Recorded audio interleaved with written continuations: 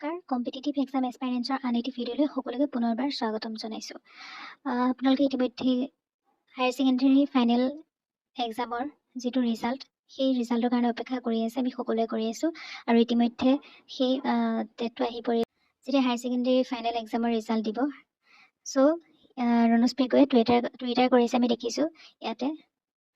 Assam Higher Secondary Education Council AHSEC will declare HS exam results 2024 tomorrow at 9 AM.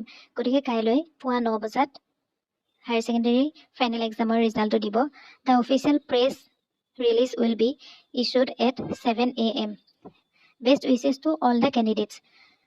So এইটো ইতিমধ্যে declare হৈ গৈছে, যিখন আপোনালোকে দেখা পাইছে ৰণোজ পেগুৱে টুইটাৰ কৰিছে। আৰু কাইলৈ পুৱা 9 বজাত হায়াৰ ছেকেণ্ডেৰী ফাইনেল এক্সামটো ইতিমধ্যে ঘোষণা হ'ব বুলি কোৱা হৈছে।